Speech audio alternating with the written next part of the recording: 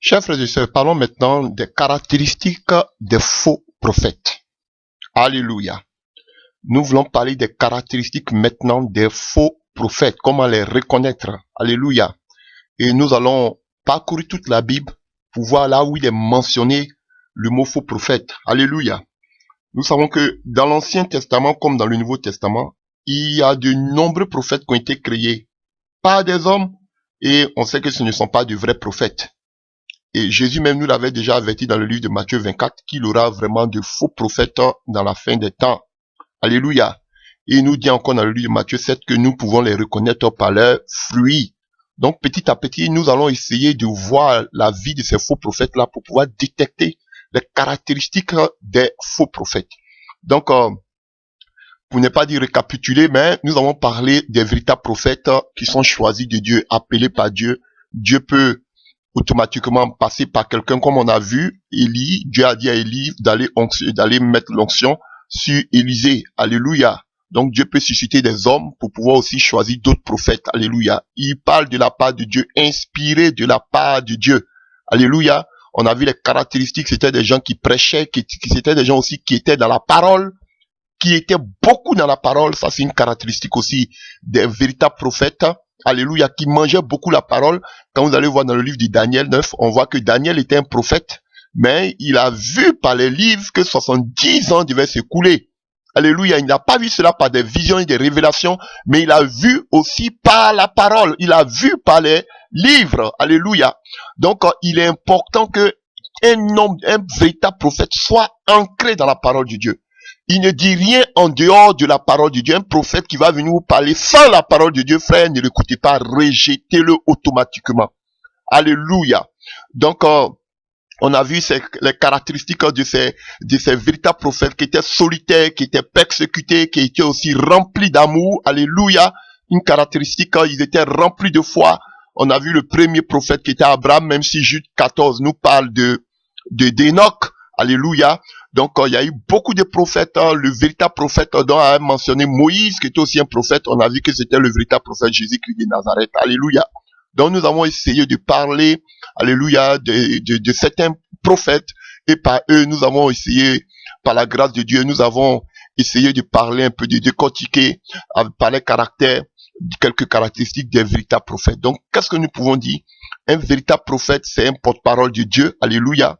Un porte-parole de Dieu, mais on a vu la base réelle du véritable prophète, c'est de siéger dans le conseil de Dieu. Alléluia. C'est tenir devant le Seigneur. Un véritable prophète, alléluia, ne peut pas être là à longueur de journée en train de se balader ou en train d'être devant une assemblée locale. Un véritable prophète, c'est de se tenir à l'écart devant le Seigneur Jésus-Christ de Nazareth.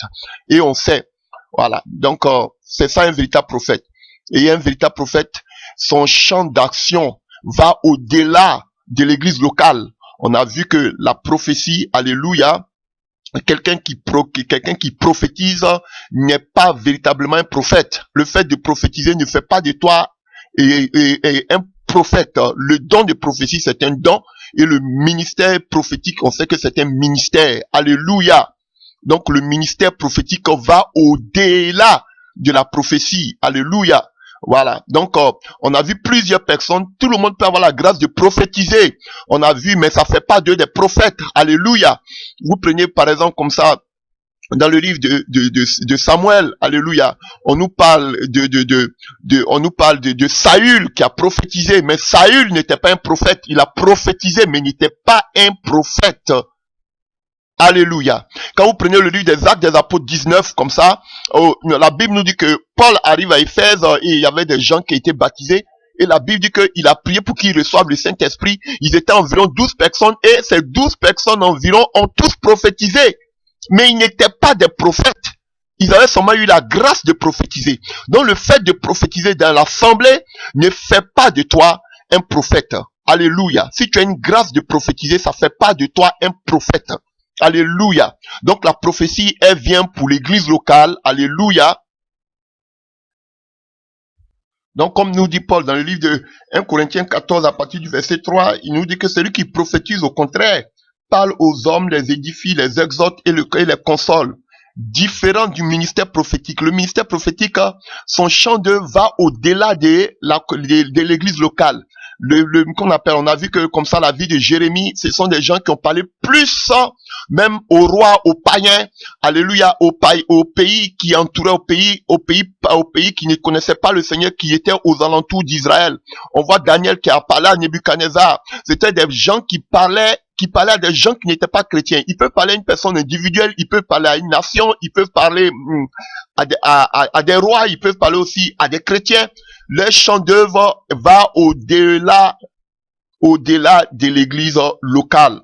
Alors que nous voyons que le don de prophétie, c'est, alléluia, c'est pour l'assemblée. Alléluia. Donc, j'espère que vous avez compris. Donc, ma sœur, si tu prophétises, cela ne fait pas de toi quelqu'un qui a le ministère prophétique. Alléluia. Le ministère prophétique, c'est un appel qui est en même temps affilié à ta vie, à ton gène, à ton mode de vie qui change automatiquement tout ton mode de vie, et on ne le reçoit pas par comme on appelle, par imposition des mains, on le reçoit pas en mettant de l'huile sur toi, ou bien on le reçoit pas en partant voir des féticheurs, ou bien en faisant quoi, ou bien en avoir des rapports intimes avec un autre, un soi-disant faux prophète. Non. C'est une vocation céleste qui vient directement de Dieu. C'est Dieu qui te oint, c'est Dieu qui te choisit depuis le sein de ta mère.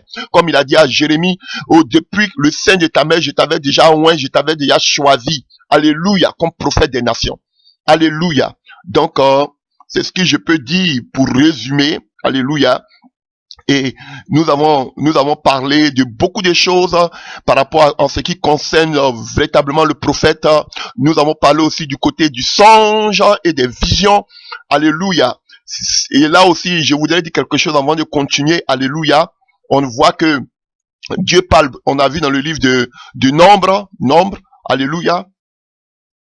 Dans le livre de Nombre 12, à partir du verset 6, là, on avait dit que lorsqu'il aura parmi vous un prophète, c'est dans une vision que moi, l'Éternel, je me livrerai à lui. C'est dans un songe que je lui parlerai. Donc, on voit que Dieu se révèle beaucoup. On a vu ça aussi aux prophètes par des visions, par des songes. Alléluia. Et, alléluia. Et qu'on appelle dans le livre de Job 33, alléluia. Et Job 32 du moins, on voit que le Seigneur reprend encore la même chose avec Job 33 du moins. Le Seigneur reprend cela avec Job. Alléluia. Et si vous voulez, on va lire cela. Ce sera très important. Job 33. Tout ça, c'est du ministère prophétique. Job 33. À partir du verset 14. Job 33, à partir du verset 14. Dieu parle cependant tantôt d'une manière, tantôt d'une autre, et l'on n'y prend point garde. Il parle par des songes et par des visions nocturnes. Alléluia. Quand les hommes sont livrés à un profond sommeil, quand ils sont endormis sur la couche. Vous voyez? Donc, comme je le disais, la vision, qu'est-ce que la vision? La vision, on la subdivise en deux groupes. Alléluia. Comme je vous l'ai dit, je ferai vraiment l'enseignement par la grâce de Dieu là-dessus. Mais je vais vous donner un aperçu. La vision, on le subdivise en deux branches. Et la première branche, c'est que on a les visions qu'on peut avoir dans la journée. Alléluia. Vous voyez, quand vous prenez le livre des Actes des Apôtres 10, par exemple, on nous dit que pendant que Pierre était en train de prier, il a vu comme une extase. Alléluia. Et il a vu une image. Voici une vision. Alléluia. C'était en pleine journée qu'il a reçu cette vision. Alléluia. C'était pas la nuit. Et la nuit, quand tu reçois une vision nocturne, tu ne dors pas. Alléluia, tu es éveillé et Dieu peut te montrer encore cette image, mais la différence c'est que cela se passe la nuit. Mais en dehors de ça, on a ce qu'on appelle les songes. Et quand vous lisez ici, les songes, c'est pendant que nous sommes endormis profondément. Et Dieu, qu'est-ce qu'il vient?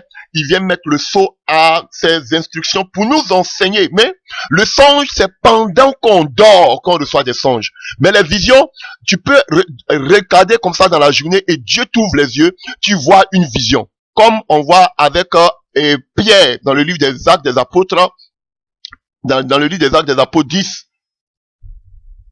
Et pour parler des visions en pleine journée, on peut prendre un exemple avant que nous continuions. C'était pas notre thème, mais ça fait partie du ministère prophétique. Et c'est par là que beaucoup, on va voir qu'on va parler des faux prophètes. Encore ce mot-là revient, les visions et les songes. Parce que c'est par ça qu'ils burnent beaucoup de chrétiens, beaucoup de non-chrétiens, alléluia, j'ai eu une vision sur toi, j'ai eu un songe sur toi, Dieu m'a dit ceci, Dieu m'a dit cela, alléluia. Toujours Dieu m'a dit, il ne dit jamais ainsi parle le Seigneur, ainsi dit la parole, jamais, mais toujours je vois, j'ai vu, alléluia. Donc c'est important de parler de ce genre de choses, alléluia. Donc quand vous prenez le livre de Ézéchiel 1, Ézéchiel 1, à partir du verset 1, nous allons le lire. La 30e année, le 5e jour du 4e mois, comme j'étais parmi les captifs du fleuve de Kébar, les cieux s'ouvrirent et j'eus des visions divines. Et c'est les mêmes paroles.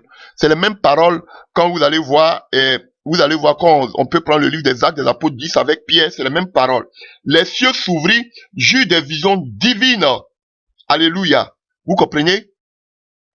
Et au verset 4, à partir du verset 3, la parole de l'Éternel fut adressée à Ézéchiel, fils de Bouzi, le sacrificateur, dans le pays des Chaldiens, pendant qu'ils étaient à Babylone, près du fleuve du Kédar, et c'est là que la main de l'Éternel fut sur lui. J'ai regardé, voici, il vient du septentrion, un vent impétueux. Vous voyez, et tout ça, c'est dans la vision qu'il était en train de voir jusqu'à ce que vous allez voir, oh alléluia, si vous continuez dans le livre d'Ézéchiel à partir du verset 26, Ézéchiel 1 à partir du verset 26, il démontre la splendeur, la gloire de Jésus-Christ sur son trône. Alléluia. Donc vous voyez, c'était en plein jour que Ézéchiel a eu une vision. Ce n'est pas une vision nocturne, mais ça c'est une vision. Et Pierre nous parle de cela dans le livre de Actes des Apôtres 10. Actes des Apôtres 10 ici. Vous voyez, Actes des Apôtres 10 à partir du verset 9. Actes des Apôtres 10 à partir du verset 9. Le lendemain, comme ils étaient en route et qu'ils approchaient de la ville, Pierre monta sur le toit vers la 6e heure. Il était 6 heures quand Pierre monta qu'il monta sur le toit pour prier. 6 heures du matin. Alléluia. Je ne sais pas si c'était en hiver ou bien en été, parce qu'en hiver, peut-être que ça allait être un peu noir.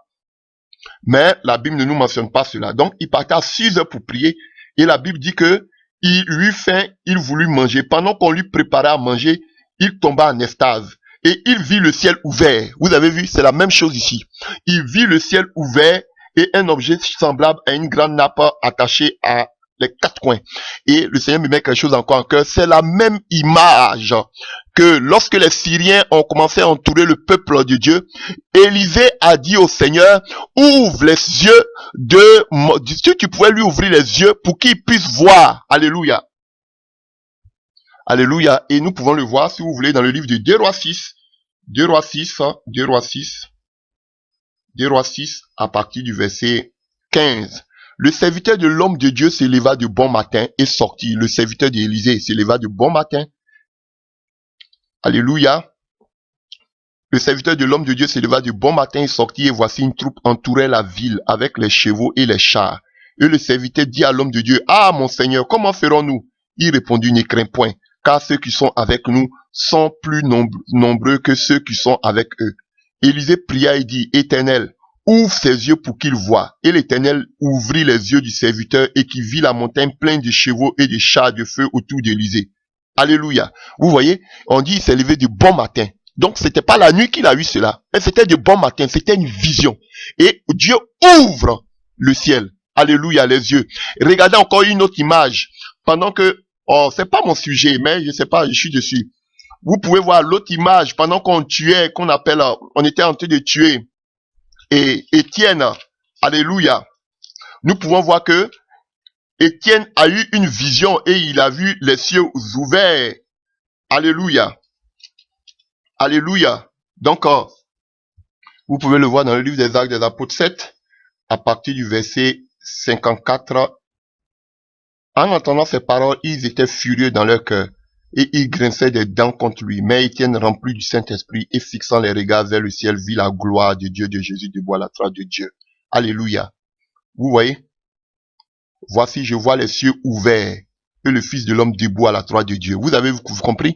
Il a vu encore les cieux ouverts. Alléluia.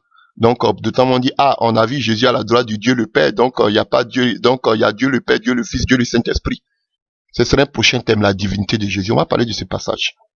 Alléluia. Mais, ce qui me préoccupe ici, c'est de vous dire tout simplement que les cieux étaient ouverts. Vous voyez la vision? Ça, c'est en plein jour. Ça n'a rien à voir avec la vision nocturne. La vision nocturne, c'est-à-dire que pendant que tu es couché la nuit, tu ne dors pas. Alléluia. Tu es entre le sommeil et la réalité. Alléluia. Et puis Dieu te montre une vision. Pareil. Il t'ouvre l'œil, il ouvre les cieux pour que tu voies. Alléluia. Ça, ce sont les visions nocturnes. Mais le songe, c'est pendant que tu dors profondément. Là, Dieu vient maintenant pour t'enseigner. Alors que dans les visions, Dieu te montre les images. Alléluia. Mais dans les songes, Dieu vient t'enseigner. Alléluia. Et on va faire l'enseignement dessus. Dans les songes, Dieu aussi dévoile la seule chose que Satan ne peut pas savoir, c'est ce que Dieu met dans nos pensées. Et quand Satan prépare un piège contre toi, c'est pendant que tu dors que Dieu vient te révéler tous les pièges que l'ennemi est en train de préparer contre toi. Selon Job 33. Donc, frère, le véritable prophète travaille beaucoup avec les visions. Beaucoup avec les visions. En plein, comme Pierre l'a appelé extase. Et quand vous allez prendre le livre de 2 Corinthiens 12 là-bas, Paul va dire qu'il y a un frère qui a été ravi au 3e ciel. Là maintenant, on dit qu'il était ravi au 3e ciel. Comme les gens parlent là, ça fait beaucoup de tollé actuellement, comme beaucoup disent que non, je suis sorti de mon corps, alléluia. On parle d'extase. Beaucoup de serviteurs de Dieu ont expérimenté cela. Dieu les enlève et Dieu va les montrer, de leur donner des enseignements. Mais alléluia, tellement que la sorcellerie est entrée dedans maintenant, même on ne croit plus. Sinon, ça peut se faire. Alléluia. Et comme Paul le dit, Paul dit que ce soit dans son corps, il ne sait pas. En dehors de son corps, il ne sait pas, mais il a été ravi au 3e ciel. Alléluia. Donc, un véritable prophète peut expérimenter cela. Mais attention, la sorcellerie est passée par là. Et beaucoup sortent de leur corps, beaucoup font le voyage astral. Donc, il faut avoir beaucoup de discernement. Et n'importe qui ne peut pas se lever pour dire que je sors de mon corps. C'est pas de la propre volonté. Dieu peut t'enlever. Alléluia. Comme il a fait avec Ézéchiel. Il peut l'enlever pour lui montrer les choses. Alléluia. Alléluia. Pour lui donner un enseignement. Mais pas de ta propre volonté sortie de ton corps. Ça, c'est la sorcellerie. C'est démoniaque. Alléluia. Donc, c'est tout ce que je pourrais dire pour conclure tout ce que nous avons dit jusqu'à maintenant en ce qui concerne le ministère prophétique. Donc, celui qui prophétise dans l'église, celui qui prophétise dans l'assemblée locale, n'a rien à voir avec le ministère prophétique. Ma sœur, c'est pas parce que tu prophétises que tu as un ministère prophétique. Non. Dans le livre d'Actes des Apôtres 21, avec les filles de qu'on appelle là, les filles de Philippe le diacre, on voit qu'elles sont en train de prophétiser. On les appelle les prophétesses, mais rien ne prouve qu'elles avaient le ministère prophétique. Alléluia. Elle prophétisait, vous voyez qu'elle prophétisait continuellement. Et sûrement, peut-être qu'elle disait, ainsi parle l'Éternel, mais vous n'allez jamais voir Élie dit, ainsi parle l'Éternel. Élie dit, sinon à ma parole, parce que lui-même, il était le message. Voilà. Donc, on va sur le ministère prophétique. Alléluia. Et vous voyez Agabus qui vient, qui s'attache lui-même, vous voyez, lui-même, il s'attache. Souvent, ça se faisait, les prophètes le faisaient, mais aujourd'hui, beaucoup ont profité de cela pour faire du n'importe quoi. Alléluia. Vous donnez des tissus rouges pour dire que c'est une révélation que Dieu m'a donnée. Et venir coucher, avoir des rapports intimes avec vous pour dire que c'est Dieu qui m'a révélé. Tout ça, c'est diabolique, frère. C'est pourquoi vous devez manger beaucoup la parole de Dieu. Alléluia. Donc, nous allons continuer ce message par la grâce de Dieu. Donc, les faux prophètes existaient déjà depuis belle lurette, chers frères. Et vous allez voir que tous ont parlé des faux prophètes. Jusqu'à dans l'Apocalypse, on parle du faux prophète. Partout, depuis tout l'Ancien Testament comme dans le Nouveau, il y a de nombreux kyrielles de faux prophètes, créés par les hommes. Et c'est ce que nous allons essayer de voir par la grâce de Dieu. Alléluia. Et la première des choses que je peux dire est, dans l'Ancien Testament par exemple, les faux prophètes, comme ceux qui servaient aussi le diable, alléluia, ils avaient des appellations. Alléluia. Vous avez d'autres, on peut les appeler des faux prophètes. Pour d'autres, on peut les appeler les astrologues. Et nous allons le voir tout à l'heure. D'autres, ce sont des magiciens, mais c'est les mêmes choses. Astrologues, magiciens, devins, alléluia, sorciers, faux prophètes, mais vous n'allez pas voir le mot sorcier. Dans l'Ancien Testament, on faisait toujours allusion aux astrologues, aux magiciens, aux devins, aux faux prophètes. Alléluia. Donc, nous allons voir comme ça des exemples. Quand vous prenez, par exemple, dans le livre de Genèse 41, à partir du verset 8, on nous montre ici que déjà, Pharaon avait un songe, alléluia, Donc vous voyez déjà, voici un roi pharaon, quelqu'un qui ne connaissait même pas le Seigneur, qui n'était pas chrétien, mais déjà qui avait des songes. Donc, alléluia. Donc ça, comme Ecclésiaste nous dit aussi, on peut avoir des songes dus à la multitude de nos activités que nous avons. Alléluia. Donc, frère, tu peux aussi avoir des songes, mais cela ne veut pas dire que tout songe vient de Dieu. Alléluia. Tout songe ne vient pas de Dieu. Alléluia. Vous voyez ces féticheurs, ces faux prophètes qui vous donnent des révélations diaboliques exactes dans votre vie. Mais cela ne vient pas de Dieu. Ça vient du diable. Donc ne pensez pas que parce qu'un soi-disant prophète vous donne quelque chose de vrai sur vous, ça prouve que cela vient de Dieu. C'est archi faux. On a vu avec cette femme qui était animée d'un esprit de Python dans le livre des Actes des Apôtres qui disait que Paul est le serviteur du Dieu très haut. Elle disait la vérité, mais cela ne venait pas de Dieu. Et Paul, fatigué, a chassé l'esprit de Python, l'esprit de divination. Donc frère, sœur, c'est pas parce que quelqu'un te dit toute ta vie, même la couleur, même, excuse-moi, de tout ce que tu portes sur toi, qui vient réellement de Dieu. Tu dois avoir le discernement. Alléluia. Donc, et nous allons voir toutes les caractéristiques de ces faux prophètes. Alléluia. Et avant de continuer, j'aimerais dire encore, en ce qui concerne les véritables prophètes, que nous avons dit que dans le Nouveau Testament, les prophètes étaient ensemble. Ils ne travaillaient jamais de façon individuelle, mais ils travaillaient dans un groupe de prophètes, tels que Agabus. On voyait des prophètes qui descendaient jusqu'à Jérusalem, à Antioche. On voyait dans Acte 13 aussi qu'il y avait dans l'église d'Antioche des prophètes. Ils étaient nombreux. On parlait pas d'un prophète de façon individuelle dans le Nouveau Testament. Frère, ils étaient tous, toujours en groupe. Même dans l'Ancien Testament, au temps d'Élie, on voit Élisée, on dit les fils des prophètes. Alléluia. On voit que aussi les fils des prophètes sont venus se mettre autour d'Élisée pour lui dire vraiment, on a besoin, il y a la famine. Donc, ils étaient toujours en groupe. Quand Élie devait être enlevé, on a vu que les fils des prophètes ont dit à Élisée que tu sais qu'aujourd'hui Dieu va enlever ton maître. Alléluia. Donc, ils étaient toujours en groupe, même dans l'Ancien Testament.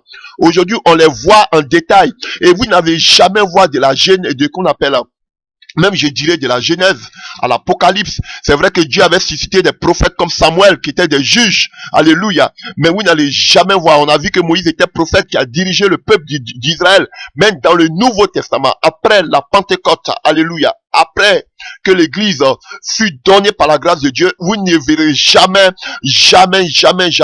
un prophète qui a dirigé une assemblée locale. Frère, c'est l'abomination. Vous n'avez pas le droit de diriger une assemblée locale. Que tu sois prophétesse, que tu sois prophète, tu n'as pas le droit de diriger une assemblée locale. Frère, pourquoi? Parce que Dieu t'appelle à être dans son conseil, à assister au conseil de Dieu. Tu dois prendre plus de temps à écouter la présence de Dieu, la parole de Dieu. Tu dois prendre plus le temps à être dans la présence de Dieu comme Moïse que de rester devant une assemblée. Alléluia. Alléluia. Donc, un prophète ou une prophétesse n'a pas le droit d'être assigné à une assemblée locale. Frère, c'est la sorcellerie. Ce n'est pas biblique.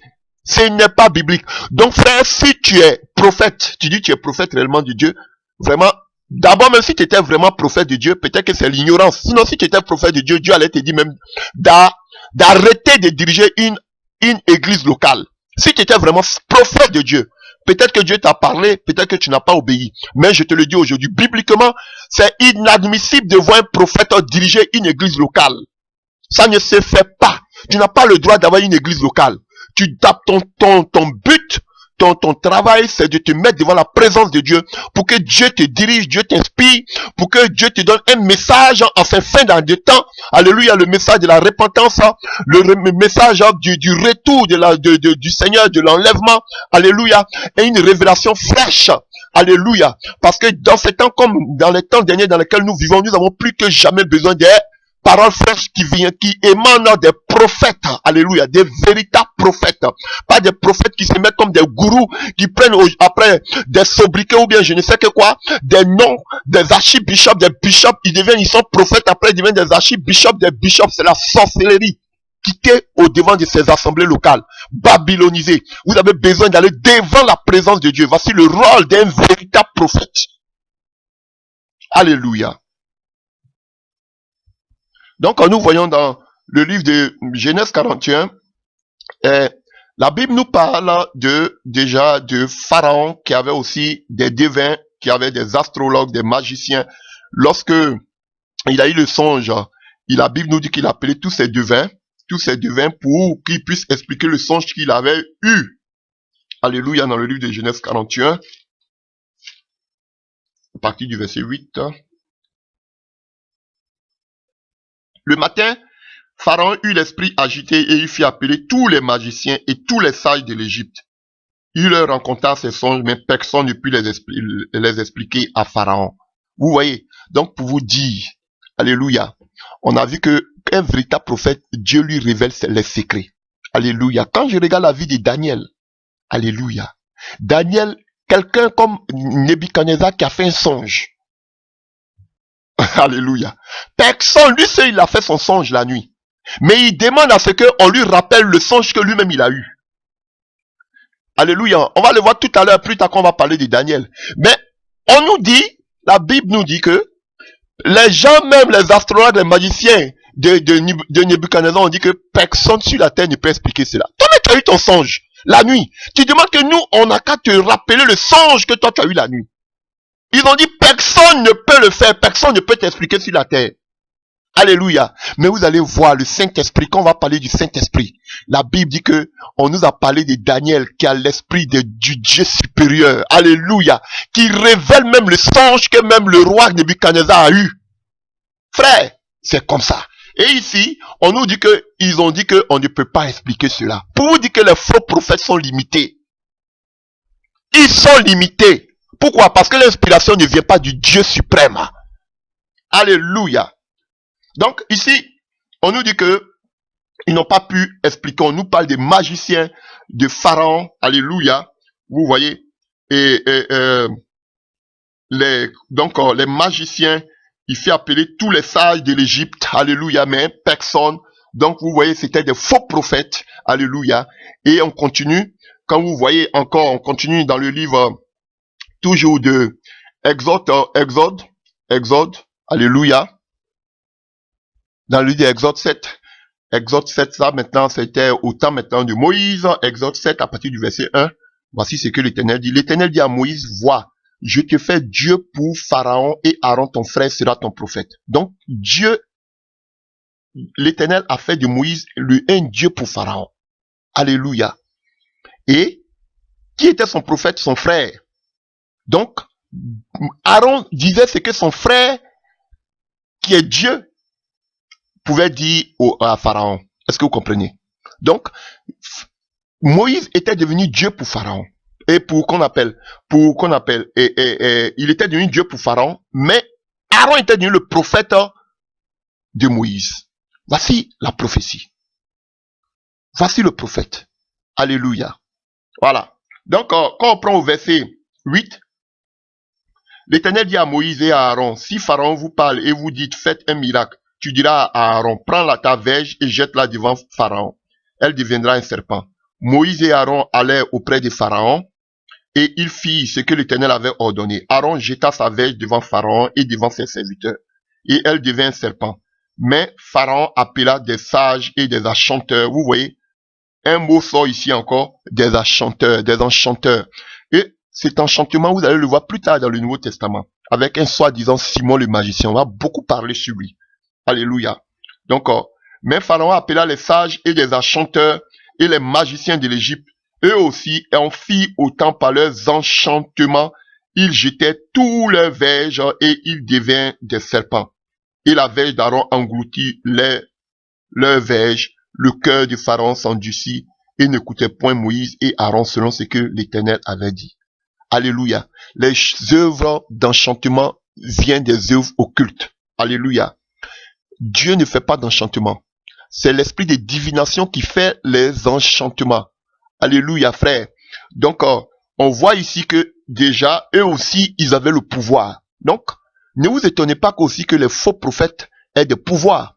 Alléluia. On nous montre ici déjà que depuis l'Égypte antique, déjà, Dieu avait donné un bâton à Moïse qui est devenu un serpent, la même manière aussi la Bible dit que les enchanteurs, les magiciens aussi de Pharaon ont jeté aussi leur bois qui est devenu aussi du serpent, un serpent.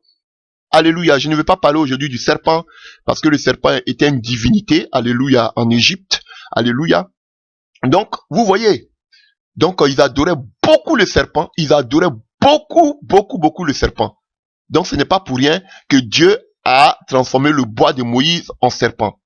Alléluia. Donc, vous voyez ici que eux aussi, ils ont transformé leur bâton en serpent. Donc c'est pour vous dire que les œuvres occultes émanant du diable aussi ont le pouvoir. Je vous dis, ne vous dites pas que non, et aucun qu'on appelle faux prophète, aucun faux prophète n'a le pouvoir. Ils ont le pouvoir, je vous dis la vérité. Oui. Ils ont le pouvoir. Mais on voit que leur pouvoir est limité. Alléluia. Parce qu'il y a des choses même qu'ils ne peuvent pas concevoir parce que c'est pas eux qui ont créé, c'est Dieu qui a créé tout chose. Donc c'est lui qui peut donner la révélation. Et on voit que le bois, ils étaient nombreux, mais le seul bois d'Aaron a englouti tous les autres serpents. Mais cela ne veut pas dire qu'ils n'ont pas de pouvoir. Ils ont un pouvoir. Donc c'est ce que je vais vous dire. Ils ont un pouvoir. Donc, ne pensez pas, ne dites pas que non, aucun pouvoir, il n'y a aucun pouvoir, ils n'ont pas de pouvoir. Ici, qu'ils ont un pouvoir. Vous regardez combien de faux prophètes. Regardez ceux qui font le Kundalini. Regardez ceux qui font les œuvres occultes. Regardez la puissance des ténèbres qui agissent. Alléluia.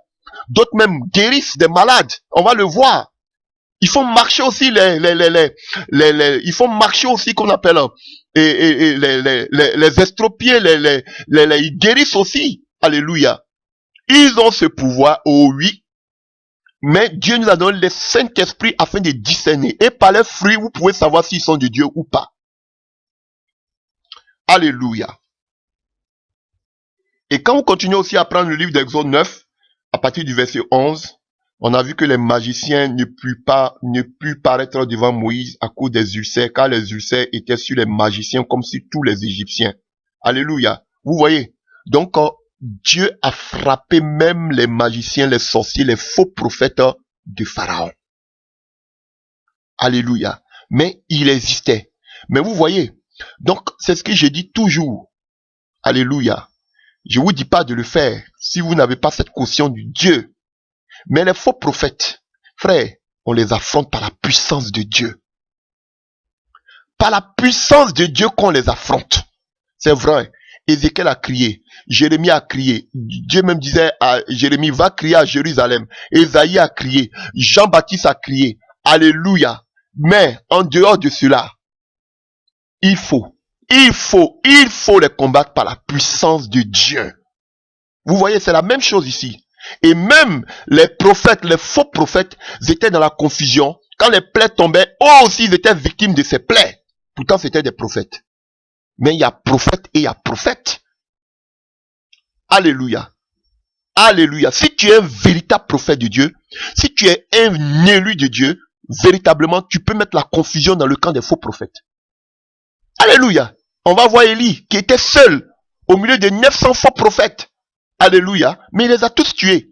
Donc si tu es un véritable prophète de Dieu, tu peux tuer spirituellement aussi tous ces faux prophètes. Alléluia. Et c'est ce qu'on voit ici. Moïse seul, face à tous ces faux prophètes, il les a vaincus. Parce qu'il était avec Dieu. Parce qu'il siégeait dans le conseil de Dieu. Ce n'est pas le nombre qui compte. Mais toi seul, tu peux abattre. Un seul va tuer 10 000. Alléluia.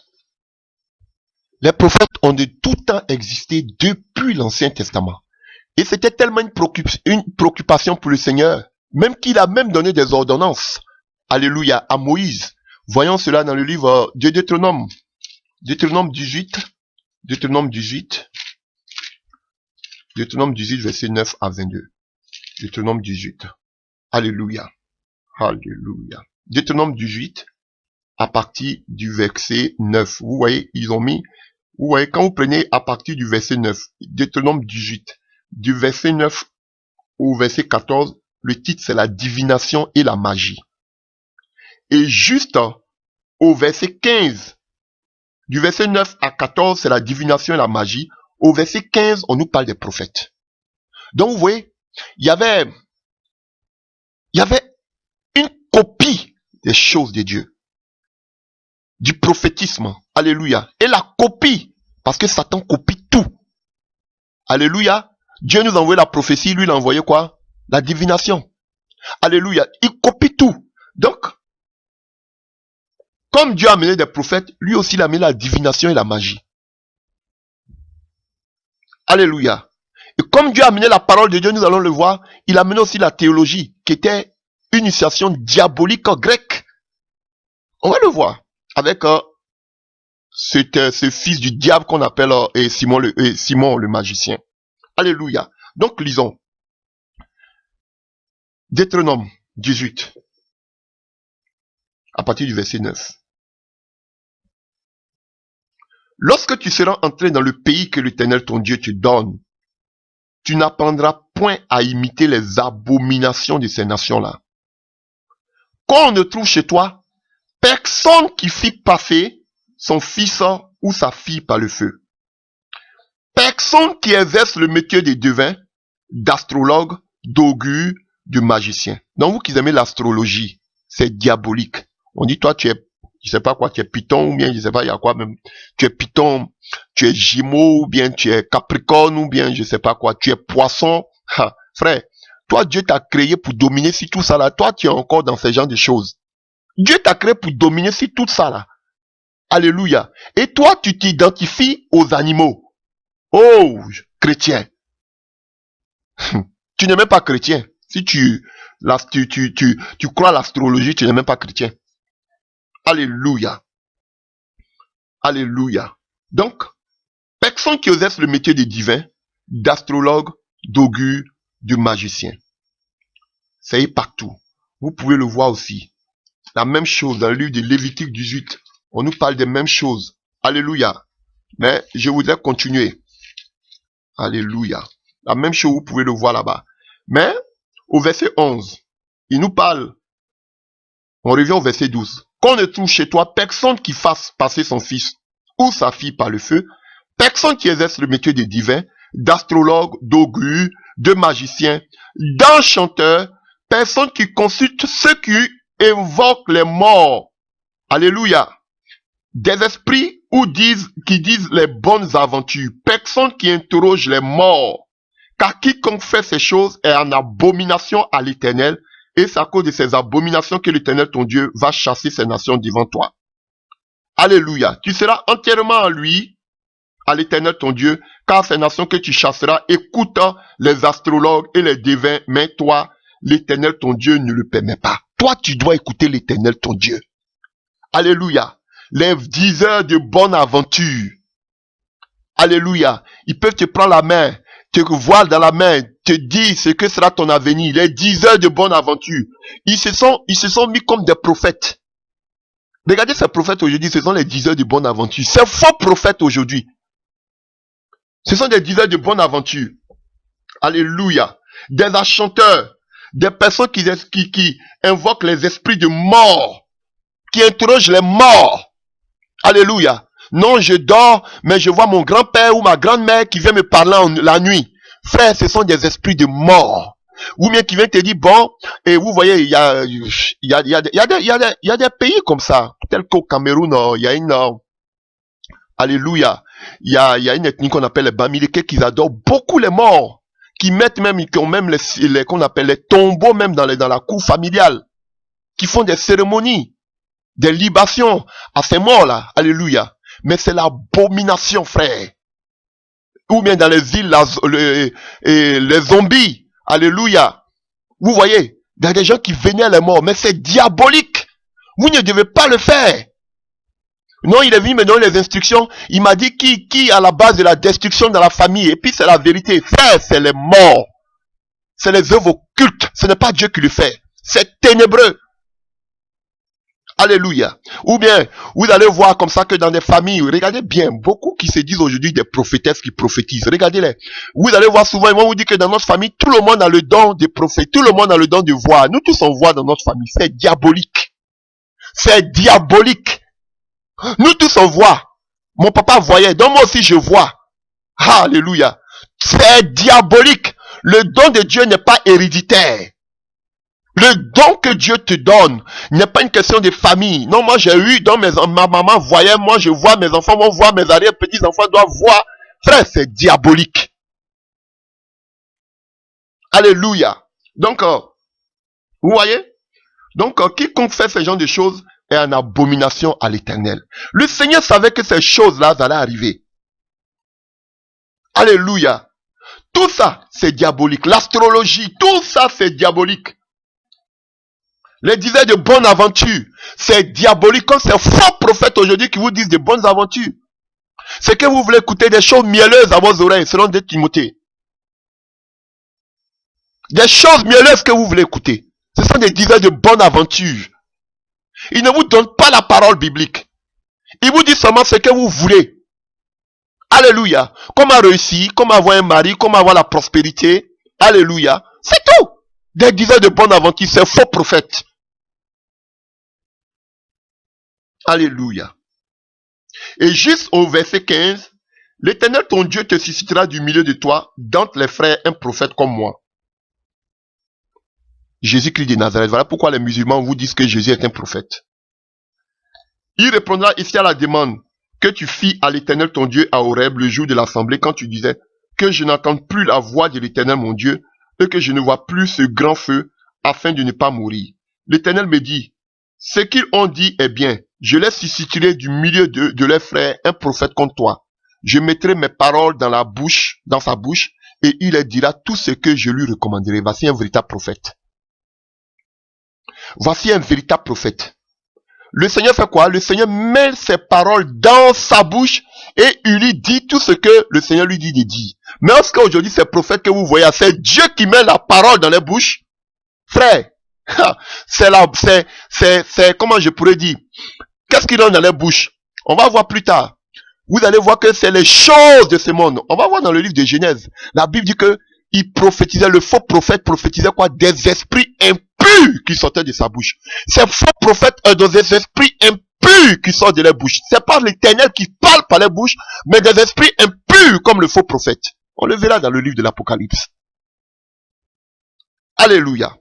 Et si quelqu'un n'écoute pas mes paroles, qu'il dira à mon nom, c'est moi qui lui en demanderai compte. Mais le prophète qui aura l'audace de dire à mon nom une parole que je ne lui aurais point commandé de dire, ou qui parlera au nom d'autres dieux. Donc ça veut dire que les faux prophètes parlent au nom de d'autres dieux. Alléluia. Le Seigneur ici qui mentionne avec Betty D. Donc, d'autres prophètes qui diront, qui parleront au nom de d'autres dieux, ce prophète-là sera puni de mort.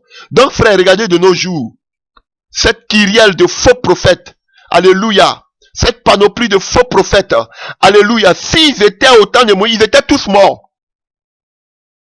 Ces faux prophètes aujourd'hui là, qui circulent partout, ils étaient déjà tous morts. Peut-être diras-tu dans ton cœur, comment connaîtrons-nous la parole que l'Éternel n'aura point dite, quand ce que dira le prophète n'aura pas lieu, ou n'arrivera pas? Ce sera une parole que l'Éternel n'aura point dite. C'est par audace que le prophète l'aura dite. N'aie pas peur de lui. Vous ne devez pas avoir peur des faux prophètes. Attention, quand même. Il y a des faux prophètes qui disent des choses parce que vous n'êtes pas des chrétiens qui arrivent dans vos vies. Ah oui, chers frères et sœurs. Vous partez consulter, on vous dit des choses. On vous dit même l'enfant même que vous allez enfanter.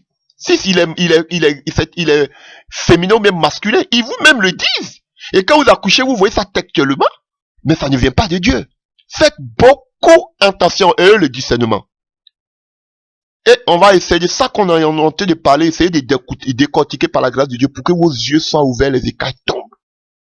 Alléluia. Donc vous voyez, le Seigneur a pris expressément un moment pour parler de ça à Moïse, parce qu'il savait que ça allait se passer comme ça s'est passé en Égypte. Alléluia.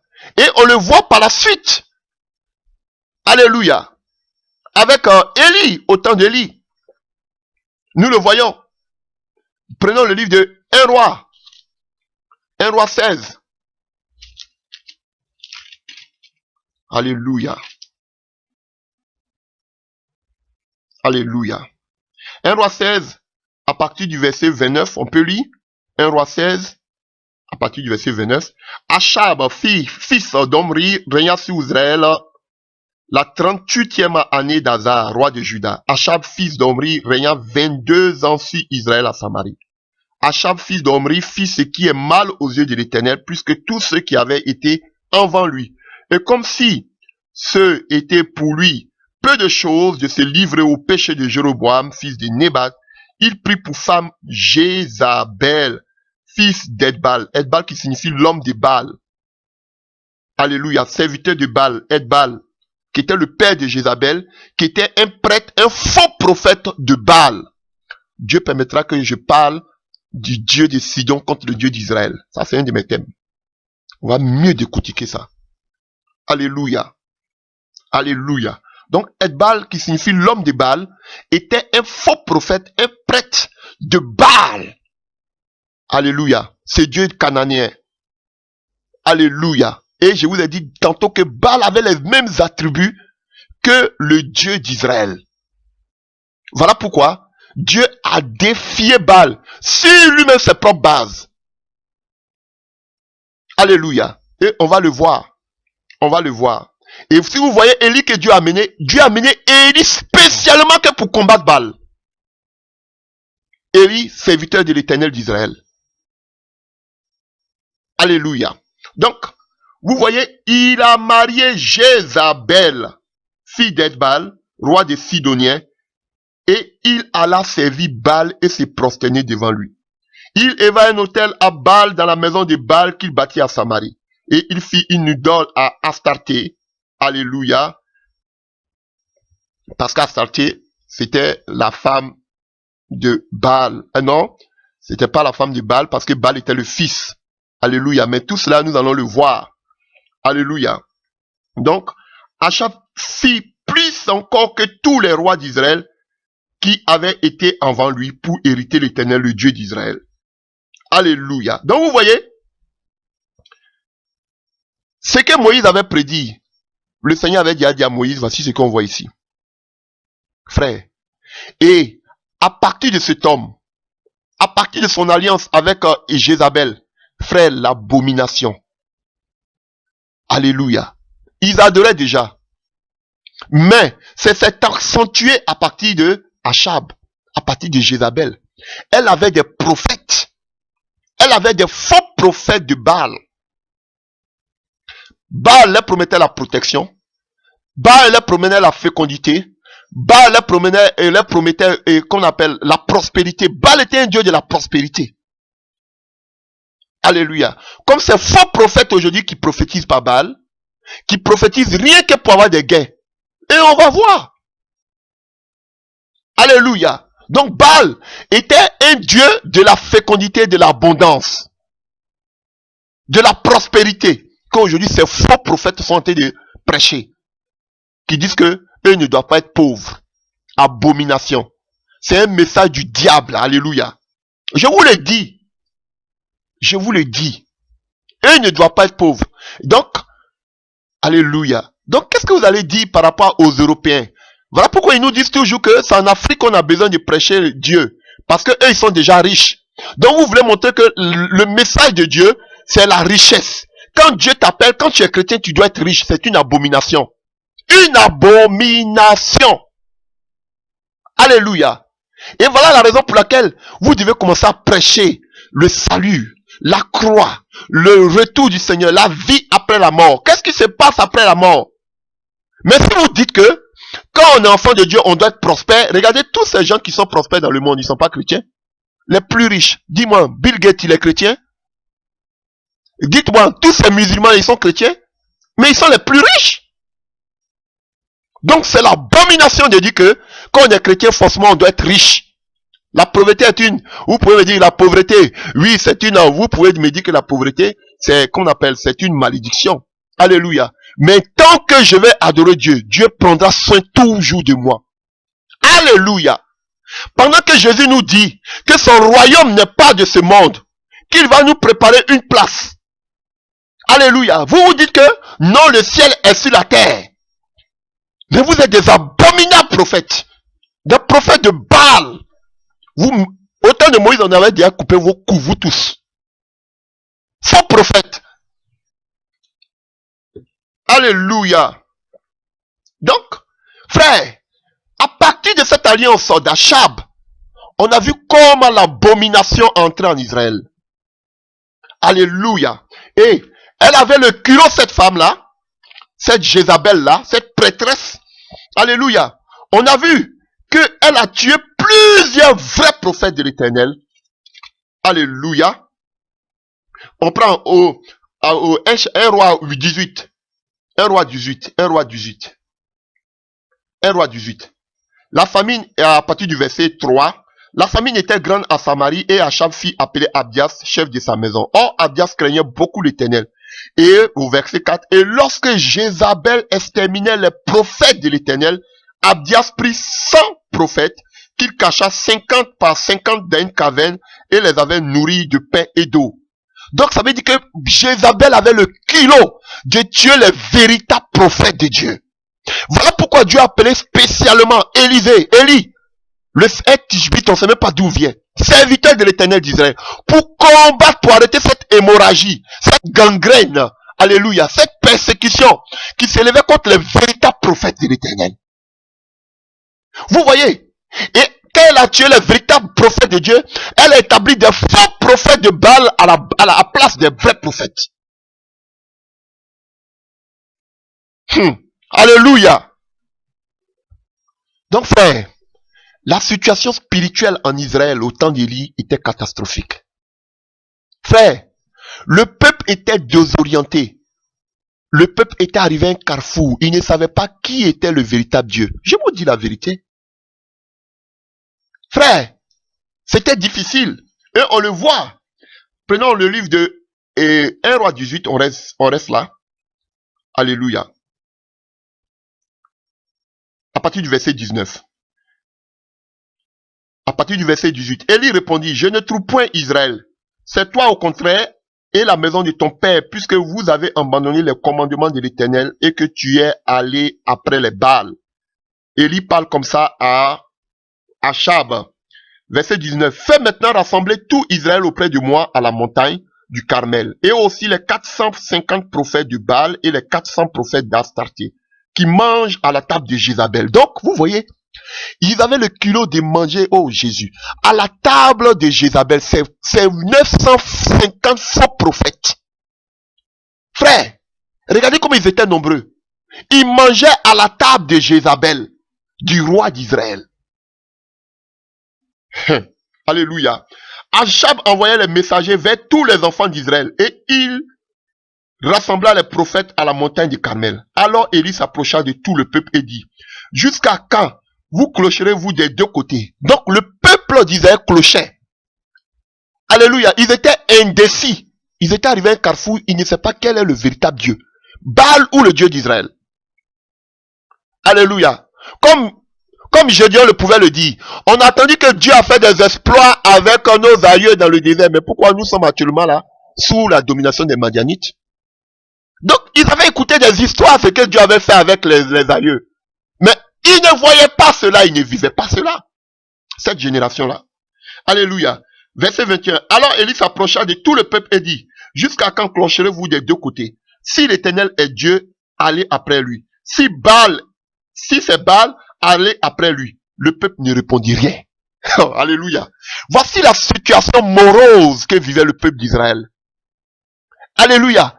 Ils étaient indécis, ils clochaient. Ils n'ont rien répondu. Ils ne savaient pas si Élie était dans la vérité ou bien si c'était le prophète de Baal qui était dans la vérité. Ils ne savaient pas. Alléluia. C'était une sécheresse spirituelle. Alors il fallait quoi? Une démonstration d'esprit de puissance. Alléluia. Comme Paul le dit. Ma parole ne reposait pas sur la sagesse humaine, mais c'est une démonstration d'esprit de puissance. Car le royaume des cieux ne consiste pas en parole, mais en puissance. Alors Élie a compris cela. Il a commencé à démontrer. Alléluia. Et voyons quelques caractéristiques des faux prophètes. À partir du verset 25.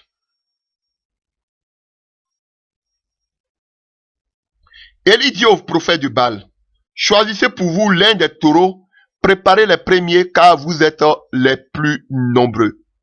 Alléluia. Et partout où vous allez dans la Bible, même avec Moïse, on a vu que les faux prophètes du Baal, les faux prophètes étaient toujours nombreux. Parce que nous vivons les derniers temps. Et Jésus nous l'a dit dans le livre de Matthieu 24, il aura beaucoup de faux prophètes. Vous voyez ici, les faux prophètes étaient plus nombreux. Et dans nos temps, les faux prophètes sont les plus nombreux. Alléluia. Élie était seul avec 950 faux prophètes. Alléluia. Verset 26. Il prit le taureau qu'on leur donna et le préparait. Et ils invoquèrent le nom de Baal. Frère, les faux prophètes de Dieu n'invoquent pas Dieu, n'invoquent pas Jésus. Ils invoquent Baal. Ils peuvent vous dire Jésus. Mais frère, c'est Jésus-Christ de Nazareth. Voilà pourquoi vous allez les voir. Les faux prophètes, mais je ne parle même pas de ceux qui se déguisent là. Les faux prophètes, quand vous partez même dans les lieux là, vous allez voir, ils ne parlent jamais du Seigneur Jésus-Christ de Nazareth. Ils vont vous dire toujours les esprits, les dieux disent, comme le Seigneur l'a dit. Les esprits disent, les dieux disent, les esprits disent, mes génies disent. Ils vont jamais dire le nom de Jésus-Christ. Jésus-Christ dit. Parce qu'ils invoquent Baal. Ils n'invoquent pas Jésus-Christ de Nazareth. Alléluia. Donc, depuis le matin jusqu'à midi, en disant, Baal, réponds-nous. Baal, réponds-nous. Baal, réponds-nous. Alléluia. Un véritable prophète de Dieu ne s'agite pas. Quand vous voyez, alléluia, quand vous voyez des serviteurs de Dieu qui sont en train de s'agiter pour vous donner des révélations, frère, vous voyez que Dieu n'est pas là. Tu n'as pas besoin de t'agiter. Voilà pourquoi, alléluia, l'esprit des prophètes est soumis aux prophètes. Vous n'avez pas besoin de vous agiter. On sait, c'est vrai, il y a d'autres. Parce que quand c'est pour la première fois qu'on expérimente la puissance de Dieu, quand ça descend, tu commences à trembler parce que la puissance de Dieu est là, l'onction de Dieu est là. Mais, tu ne peux pas continuer éternellement comme ça. Les faux prophètes s'agitent. Ils tombent en transe. Alléluia. Quand vous allez aller chez les Kimandis, les gens de christianisme céleste, vous allez voir, ils vont toujours s'agiter, faire lancer le coup comme ça, eux qui s'habillent en blanc là, comme l'esprit de divination, comme c'est les pitons. Vous voyez, pour vous donner des révélations. Et puis, qu'est-ce qu'ils font? Ils vous donnent des paroles entre-découpées. Je t'ai dit que si tu, c'est démoniaque. C'est démoniaque. Dieu parle clair, frère. Dieu parle clair. Alléluia. Quelqu'un qui va attraper ses yeux, qui va faire inspirer pour vous montrer que vraiment les frères, c'est démoniaque. C'est démoniaque. Tu n'as pas besoin de t'agiter pour donner une révélation si ça vient vraiment de Dieu. Attention, hein. Mais il y a d'autres qui maîtrisent bien ce contexte. Qui peuvent, vous allez voir, ils sont calmes, ils vous donnent des paroles claires. Ça, je parle de ceux qu'on voit d'habitude sur la place publique. Mais attention, de ces faux prophètes aujourd'hui qui se nomment des prophètes. Alléluia. Alléluia. Qui se nomment aujourd'hui des prophètes. Aujourd'hui, vous allez, quand vous prenez les pays, vous allez voir maintenant les gens qui font des commandes. Alléluia. Pour faire tomber les gens qui font trembler les gens, qui font tomber les gens. Je crois à la puissance de Dieu. Mais attention. Qui font trembler les gens dans quel but? Qui font tomber les gens dans quel but? Comme si c'est du karaté qu'ils sont en train de faire. Aucune parole. Alléluia. Ayez le discernement. Ayez le discernement. Frère. Alléluia. Baal répond-nous. Mais il n'y eut pas ni voix ni réponse. Et ils sautèrent devant l'autel qu'ils avaient fait. Alléluia. Vous voyez, ils étaient en train de sauter. Tout ça, tout simplement pour invoquer Dieu. On n'a pas besoin de tout ça. De nous agiter. Pour avoir le Saint-Esprit. On s'agite. Voilà pourquoi même beaucoup prennent. Quand vous parlez des manifestations du Saint-Esprit, même ils tremblent. Ils vous regardent comme ça. Ils pensent que c'est une secte. Apprenez à vous maîtriser, frère. Apprenez à vous maîtriser, sœurs. C'est important. Parce que quand vous faites comme ça, ils pensent que ce sont des mauvais esprits.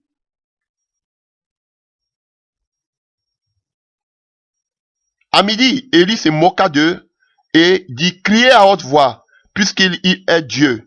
Il pense à quelque chose où il est occupé, où il est en voyage. Peut-être qu'il dort et il se réveillera. Et il criait à haute voix. Alléluia. Et il se fit selon les coutumes des incisions avec des épées, avec des lances, jusqu'à ce que le sang coulait sur eux. Frère, ce n'est pas de Dieu. Ce n'est pas de Dieu. Quelqu'un qui va te demander des choses sur tes parties intimes, c'est la sorcellerie.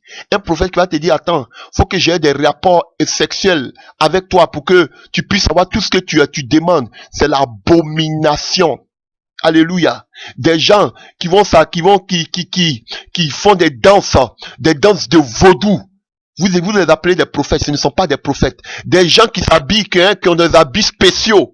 Chaque fois qu'ils doivent venir devant vous, ils ont des habits, des habits spéciaux. Frère, c'est diabolique. C'est pas biblique. Ce ne sont pas des prophètes, ça. Alléluia.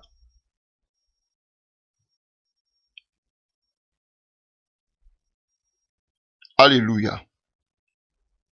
Lorsque midi fut passé, il prophétisait jusqu'au moment de la présentation de l'offrande. Vous avez vu?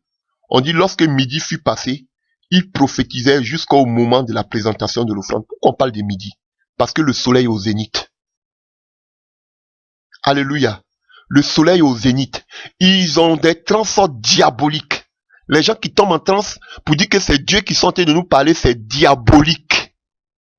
Alléluia. Ils adorent des démons. Vous voyez? C'est quand midi passe qu'ils commencent à s'agiter. Pourquoi? Le soleil. Ra. Soleil Invictus. Qui adorait Constantin. Alléluia. Mitra. Vous voyez tous ces démons-là. Ils travaillent avec ces esprits qui maîtrisent l'air, la puissance de l'air selon Ephésiens 2. Vous comprenez, frère? Vous n'avez pas besoin de ces gens qui font ce genre de choses-là. Fuyez-les! Ce ne sont pas des prophètes.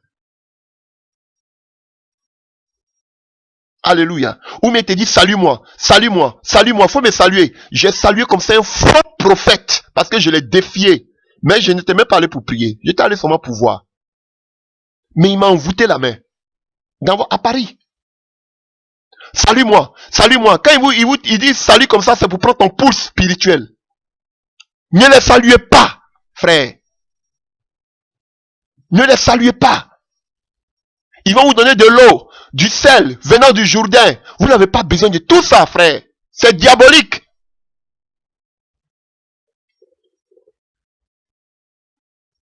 L'huile d'onction, c'est diabolique. Non, voici cette huile. Même si tes affaires vont prospérer, c'est diabolique. Montrez-moi le passage biblique.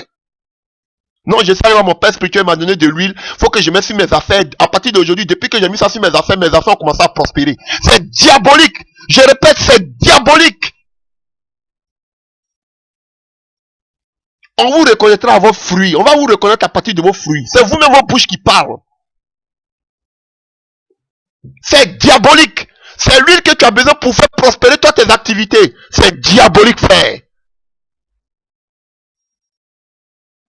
Vous savez quels sont ces esprits qui accompagnent ces huiles mystiques, ces hommes mystiques envoûtés. Tu vas avoir un enfant, il faut boire cette eau, tu vas chose. Ou bien amène des cailloux, amène des pierres contre tes ennemis. Mais vous dérapez. D'ailleurs, même vous n'avez jamais été des serviteurs de Dieu. Parce que jusqu'à preuve du contraire, on n'a jamais vu le message que vous avez apporté à la nation. Le message de repentance. Le message pour que le peuple de Dieu se prépare. Vous n'envoyez jamais le message qu'il faut, que le peuple attend.